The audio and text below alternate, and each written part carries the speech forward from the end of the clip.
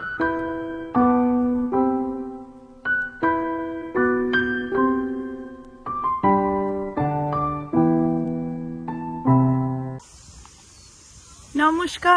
কেমন আছেন সবাই? বং লাইফ ইন নিউজিল্যান্ডে আপনাদের সকলকে স্বাগত। আজকে ওয়াইটাঙ্গি ডে। আমরা এসেছি শ্রেষ্ঠ স্কুলের মাঠে। সকালবেলা থেকে একটু সময় কাটাবো। ও একটু ক্রিকেট প্র্যাকটিস করছে। তো আজকে নিউজিল্যান্ডে ন্যাশনাল হলিডে। ওয়াইটাঙ্গি ডেটা অ্যাকচুয়ালি যেদিনকে ব্রিটিশরা প্রথম নিউজিল্যান্ডে মাওরিদেরকে সরিয়ে নিউজিল্যান্ডের শাসন ব্যবস্থা যে তারাই কন্ট্রোল করবে সেইটা ডিসাইড হয়েছিল। অ্যাকচুয়ালি ওয়াইটাঙ্গি নদীর ধারেই এই চুক্তিটা করা হয়েছিল, সেই জন্য আজকে ওয়াইটাঙ্গি ডে। তো চলুন আপনাদেরকে ঘুরে দেখাই নিউজিল্যান্ডের স্কুলগুলোতে, মেনলি শ্রেষ্ঠ স্কুলে মাঠটা কতটা বড়।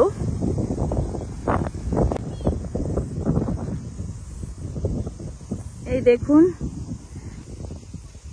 কতটা বড়। আরেকটা বাচ্চাও এসছে স্কুলে খেলাধুলা করবে বলে।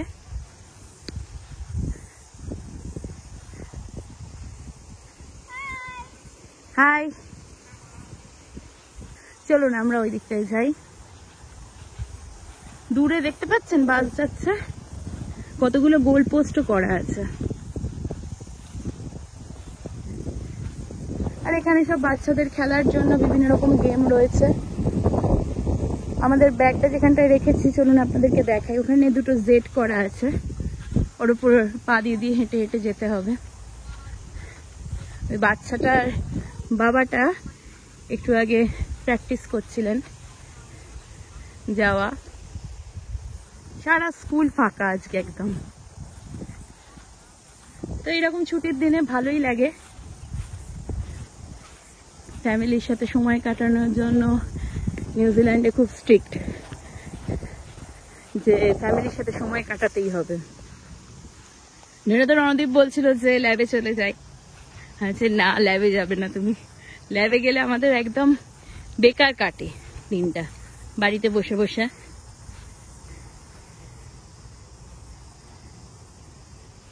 ওইদিকেও মাঠ আছে, চলুন ওই দিকটায় যাই। ইন্ডিয়া স্কুলে এত বড় মাঠ ভাবাই যায় না, বলুন।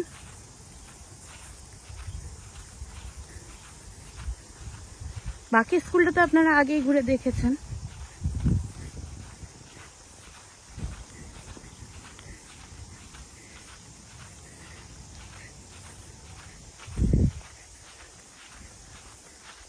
দেখুন মাঠেতে বোধহয় সব স্পোর্টস ডে হয়েছিল, তার জন্য সব দাগ টেনেছে।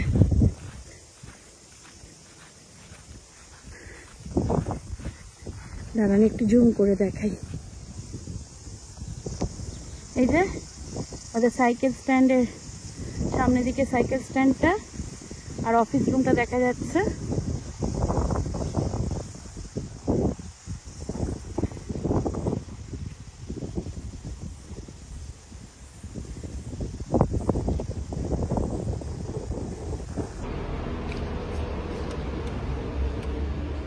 এখন আমরা এসেছি একটা চাইনিজ মার্কেটের, একটু কিছু বাজার করতে হবে, তাই জন্য।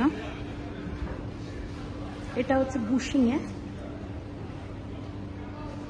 দেখুন কি সুন্দর মার্কেটটা, বসার জায়গাও রয়েছে। শ্রেষ্ঠ সারাদিন খেলাধুলা করে একেবারে ক্লান্ত হয়ে গেছে। দেখেছেন কি সুন্দর চুল কাটা সেলুন। এই জায়গাটায় বসে থাকতে আমার বেশ ভালোই লাগে। রণদীপ বাজারের মধ্যে ঢুকে গেছে। একটু চিংড়ি মাছ আর একটু বেগুন নেবে, রাত্রিরে একটু বেগুন ভর্তা বানাবো, তাই জন্য। এই যে এটা একটা চাইনিজ সবজির দোকান, এর ভেতরেও ঢুকেছে।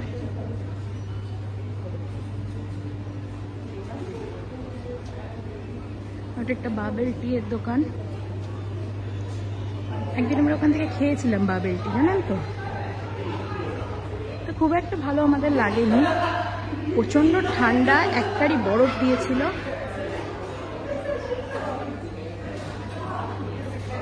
বিভিন্ন রকমের দোকান রয়েছে, কেকের দোকান, অনেক কিছুই রয়েছে। বেশ সুন্দর না? চলুন এবার আপনাদেরকে ওই দিকের গেটটা দিয়ে বেরিয়ে দেখাই কি আছে ওখানে।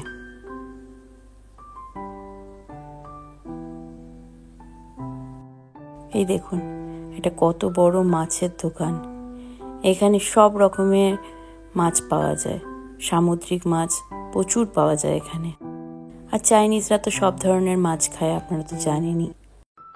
কত বড় পার্কিং লটটা একবার দেখেছেন? ওই দোকানটারই পেছন দিকটা দেখুন, পার্কিং লটটা কিন্তু বিশাল। আর ওই যে সামসান বলে একটা দোকান দেখতে পাচ্ছেন, ওইখানে না খুব ভালো চিংড়ি মাছ পাওয়া যায়, বড় ছোট সব রকমের খুব ভালো চিংড়ি মাছ পাওয়া যায়।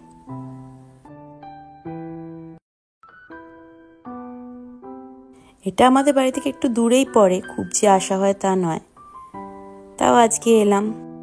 আর এই যে ভি-মার্ট দোকানটা দেখছেন, এখানে সবজিপাতি খুব কম দামে পাওয়া যায়, সবজি আর ডিম পাওয়া যায়, ওখানে মাছ মাংস কিছু পাওয়া যায় না। চার্চ কর্নার মল লেখা আছে দেখলেন? এই শপিং মলটার নামই হচ্ছে চার্চ কর্নার মল, বুশিংও কেউ কেউ বলে। চাইনিজ আলোগুলো দেখুন কত লাগানো রয়েছে না, পুরো একবারে অথেন্টিক চাইনিজ মার্কেট। এই যে আমরা দুজন, তো আমরা বেঞ্চে বসে পড়েছি, আমি আর শ্রেষ্ঠ। কি রে, খেলাধুলা করে এখন ক্লান্ত? প্রচন্ড। আর তারপরে কি খেলি খেলাধুলা করে? ফ্রেঞ্চ ক্রসেন্ট আর চিপস। চিপস? তার মধ্যে কোনটা সবচেয়ে বেস্ট ছিল? চিপস। না, আমার মতে তো ব্যানানা। ব্যানানাটা রাস্তায় যখন খুশি একটা গোটা বড় ব্যানানা খেলে পেটটা অনেকটা ভরে যায়। না চিপস, খালি ওই চিপস খা। তো আমরা এখন বসে আছি, এবার এখান থেকে ডাইরেক্ট বাড়ি যাব। তো দেখা হবে আপনাদের সাথে আবার বাড়িতে। সকালবেলা তো ঘুম থেকে উঠেই শুধু চা বিস্কুট খেয়েই বেরিয়ে পড়েছিলাম, তখন আর বেশি কিছু খাওয়া হয়নি। আর বেশি খেয়ে বেরোতে গেলে দেরিও হয়ে যায়। তো বাড়ি এসে প্রচন্ড খিদে পেয়ে গেছিল, তো পাস্তা বানিয়ে নিয়েছি। আর ওখান থেকে এসে পাস্তা টাস্তা খেয়ে রণদীপ আবার গেছিল ইন্ডিয়ান মার্কেটে, পনির আমন্ড সব কিনে এনেছে। আমন্ডের দাম এখানে প্রচন্ড বেশি। ফুলকপিগুলো দেখেছেন কি ফ্রেশ। দুধ আমরা অবশ্য আর যাইনি, সকাল থেকে অনেক খাটুনি হয়ে গেছে। Sunflower oil, pantua, Indian biscuit, এগুলো তো চিনতেই পাচ্ছেন সব। চা, নর্মাল বাদাম, কাজু বাদাম। কাজু বাদামের দামটা আবার অতটাও খুব বেশি হয় না আমন্ডের তুলনায়, তো সেই জন্য বেশিরভাগ সময় গ্রেভিতে কাজু বাদামটা ইউজ করি। তো কাজু বাদামটা একটু বেশি এনেছে। আর এই দেখুন একটা সরস্বতী ঠাকুর, বললো পেয়েছে তাই জন্য নিয়ে এসছে।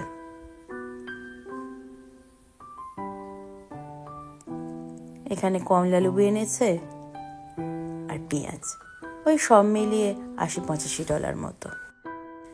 আর এই দেখুন এগুলো কি এনেছে, এগুলো অবশ্য কিউই দোকান থেকে এনেছে। এটা হচ্ছে ভেগান চিকেন।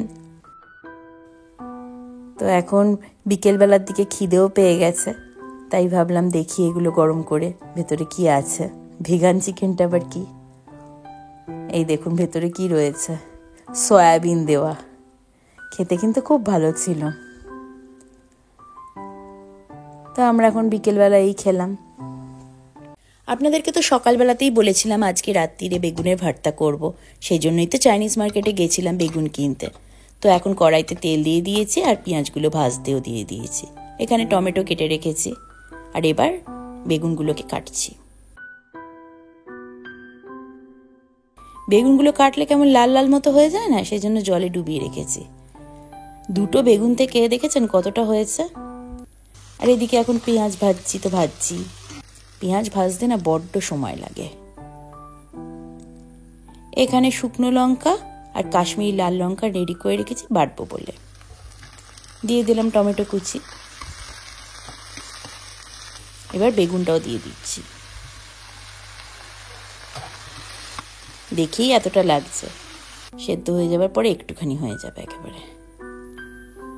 এখানে লঙ্কাগুলো বেটে নিয়েছি, থাক একটু সেদ্ধ হোক। দেখছেন কিরকম জল বেরোচ্ছে। দিয়ে দিলাম একটু হলুদ গুঁড়ো, আর ওই যে লঙ্কাগুলো যেটা বেটে রেখেছিলাম সেইগুলো দিয়ে দিলাম। আদা রসুন বাটা আগে থেকেই বাটা ছিল, সেটাও দিয়ে দিলাম।